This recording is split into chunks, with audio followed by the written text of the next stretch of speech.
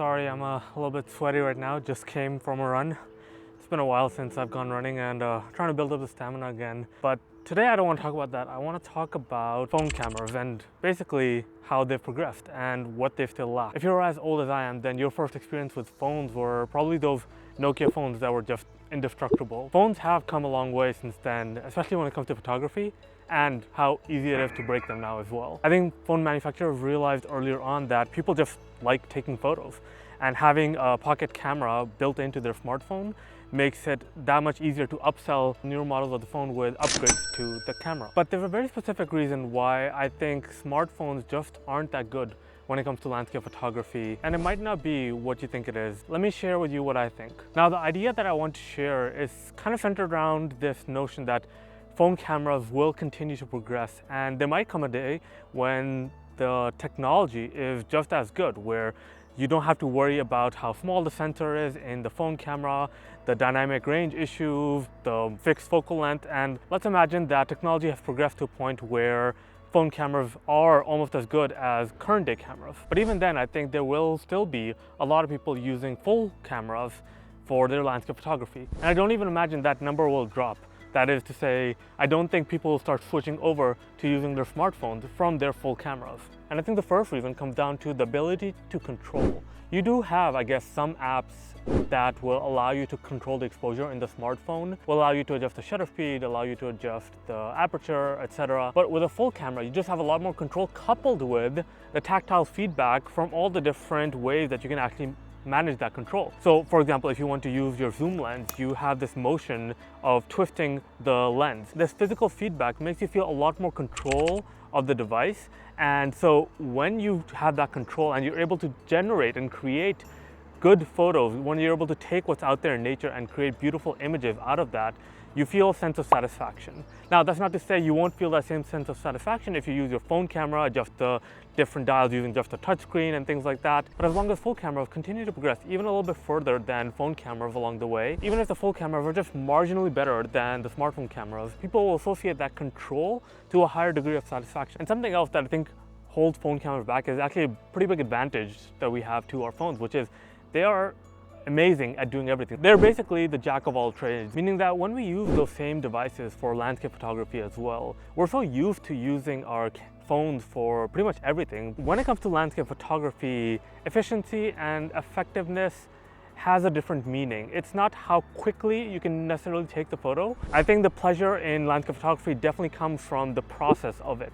And when that process is kind of diluted to something similar to all of our other everyday tasks, right? So if that process of taking landscape photos looks very similar to just checking your email or going on the internet or going on YouTube or things like that, then it becomes a lot more diluted. The process, the feeling, the emotions involved in using the camera or using the device to take the photos becomes a lot more diluted. And I think the final reason is that friction is actually our friend when it comes to landscape photography. Although this notion goes against the mainstream objective of user experience, which is just to reduce the friction involved in using an interface and using a device so that it becomes easier to use, people use it a lot more, and people are able to use it a lot more effectively. Having friction in being able to take photos and being able to then edit those photos and being able to then share those photos actually makes landscape photography what it is. If it was very simple to do, people would not actually enjoy the challenge in doing it. And even though that process has become easier, from film cameras to digital cameras, from processing the film to just being able to take thousands of images and processing them all in Lightroom or Photoshop, there still are a lot of skills to be learned when using a full camera. You can very easily take bad photos, whereas with a phone, it is kind of very easy to take nice photos, especially when it becomes a lot more digitally enhanced. But let me say though, if you are someone who is at that stage of exploring landscape photography and you don't really know if you want to buy a full camera or if you just don't have the money to buy a full camera, there are several ways that I've thought of to actually enhance your landscape photography experience when using your phone camera. Sure, they do require a little bit extra work than what you might be used to with just your phone cameras, but if you really want to enjoy the process, if you really want to find meaning in your landscape photography and create photos with soul, with heart, with meaning to you, then here are a few tips. Number one, get an app that allows you to manage the exposure settings. This goes without saying that managing and controlling the exposure is one of the first things you learn in photography. And being able to do that on your camera can be replicated by trying to do that on your phone. Now, you won't have the same knob to turn. You will have to use your touchscreen, which might not be as interesting of an experience, but it will get you in the habit of slowing down a lot more to be able to be intentional with all the settings rather than just letting the camera select it all. Number 2, don't take your phone camera out immediately when you see a beautiful scene. And there's something that I do with my full camera as well.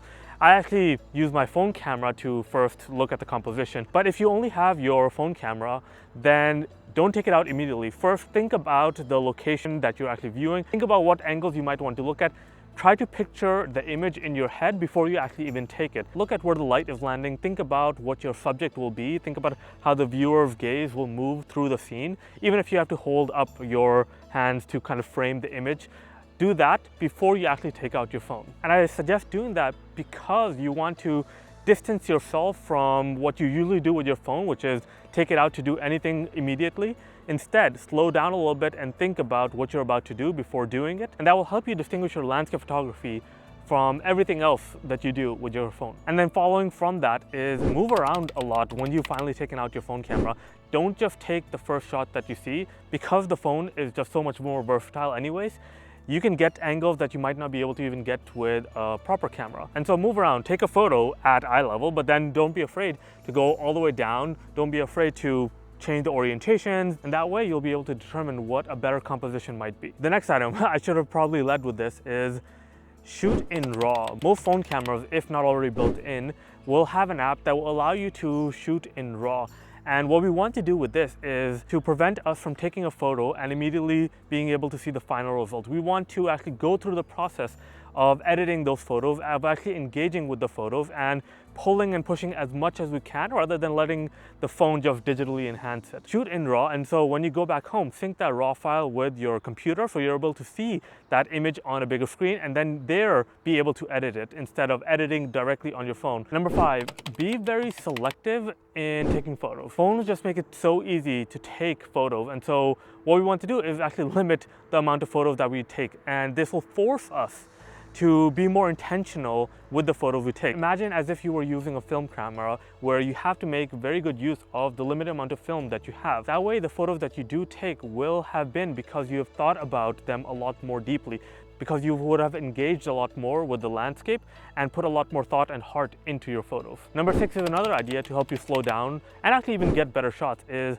just get a tripod. It doesn't have to be the biggest or most expensive tripod, but what a tripod will let you do is make you slow down a lot more when you're taking photos and actually stabilize your phone so you can use things like a lower ISO or longer exposure so that you can create long exposure shots. And not only that though, you'd then be able to do things that you hadn't been able to do with just your phone camera before, which is things like focus stacking or exposure blending, which are things usually reserved for full cameras most of the time. So I highly suggest using these tips to slow down your photography with your phone to become a lot more engaged with your landscape photos, so you can actually take part in the landscape photography process rather than just taking snapshots like we do all the other times. And if you're interested in learning a lot more about utilizing your smartphone for the best landscape photography you can do, take a look at this video that I made talking specifically about that. I'd love to hear your thoughts on using smartphones versus full cameras for landscape photography. And if you enjoyed this video, remember to leave it a thumbs up. And if you haven't already, subscribe as well.